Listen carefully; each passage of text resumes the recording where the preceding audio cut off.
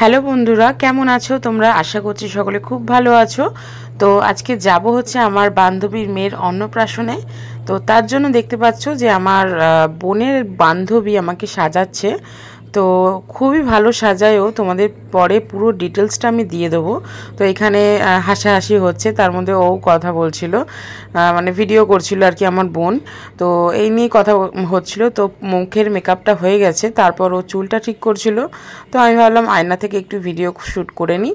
তো দেখতে পাচ্ছ ও চুলটা কার্ল করছিল। তো এভাবেই তারপরে কথা বলছিলাম। দেন তোমরা দেখতে পাচ্ছ কি সুন্দর ও সাজায়, মুখটা কতটা গ্লসি লাগছে। তো ওর যারা ওর কাছে সাজতে চাও, পুরো মেকআপটা তো তোমাদের দেখাবো লাস্টে।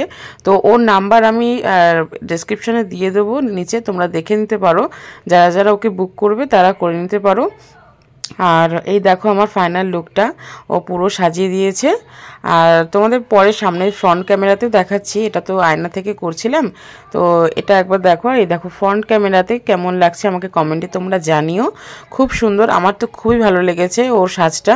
তো আশা করছি পরে যদি কোথাও যাই ওর থেকেই সাজবো। তো তারপর দেখো রওনা দিয়ে নিলাম ওর মানে আমার বান্ধবীর মেয়ের অন্নপ্রাশন যেখানে হচ্ছে হলে, সেখানে। তো সেখানে চলে এসেছি, এসে দেখলাম এখানে এত সুন্দর অ্যাম্বিয়েন্সটা ছিল। মানে একটা সামনে বেলুন দিয়ে পুরো করেছিল একটা জিনিস, সেখানে ফটোশ্যুট হচ্ছিল। তো এখানে আমার বান্ধবী একজন বান্ধবী চলে এসেছিলো। তো তার সাথে অনেকটা টাইম ছিলাম। তারপর অন্যান্য বান্ধবীগুলো অনেকটাই লেট করেছিল।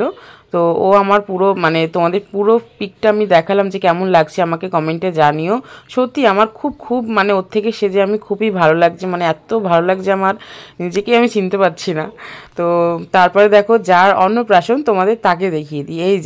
এই যে কিউটের ডিব্বাটাকে দেখো, ওর মা ওই যে পেছনে, সাথী আমার বান্ধবী ওই যে পেছনে দেখছো, এই যে কিউটের ডিব্বা, এত কিউট তোমাদের কি বলবো। তো তারপর দেখো একজন একটা ফটো ফ্রেম বাঁধিয়ে দিয়েছিল, ও আমার বান্ধবী সেটা ফটোশ্যুট করছিল, খুব সুন্দর ছিল ফটো ফ্রেমটা। তো তারপর দেখো আমরা এদিকে সব বান্ধবীগুলো বসে গল্প করছিলাম। তো তোমাদের দাদাভাই ওখানে বসেছিল। তো তারপর এই যে আমাকে পেছন দিয়ে একটু ক্যামেরা করে দিতে বলেছিলাম যে একটু ক্যামেরা করে দে। তো দুজনে মিলে একটুখানি বসেছিলাম, সেটা তোমাদের দেখিয়ে দিলাম। তো তারপর কি একটা যেন বললো, আমার হাসি পেয়ে গেল। তো তারপর তোমাদের দাদাভাই ওকে একটু কোলে নিয়েছিল। তো মানে দেখো তুমি শান্ত, মানে ফোনের লাইট ফ্ল্যাশ করেছি তো তো আলোটা দেখেও এত তাকাচ্ছে, চোখগুলো বড় বড় করছিল, ওই দেখো। তো যাই হোক, এইসব কাটিয়ে তারপরে ও একটু কান্নাকাটিও করছিল। তারপর অনেকটা, জানো এত ভিড়ে তো কান্নাকাটি করবেই। তো তারপর চলে গেলাম ওপরে খাবার কাউন্টারে। তো ওখানে দেখো রান্না বান্না হচ্ছিল, মানে ওখানে খাবারগুলো সার্ভ করা হচ্ছিল, ওখানে সব ছিল। তো তারপর এখানে সবাই খাচ্ছিল। তারপর আমরা বসার সিট পেয়ে গেছি। আর তোমাদের একবার মেনু কার্ডটা দেখিয়ে নিই, তোমরা দেখে নাও। এখানে দেখো প্লেট দিয়ে দিয়েছে, আর এটা হচ্ছে আমার ভাইপো।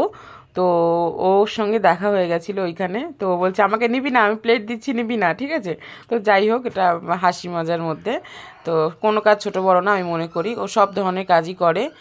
আর তো চলো, এখানে দেখো প্রথমে দিয়ে দিল ফিশ ফ্রাই। তো তারপরে দেখো স্যালাড আর সস দিল।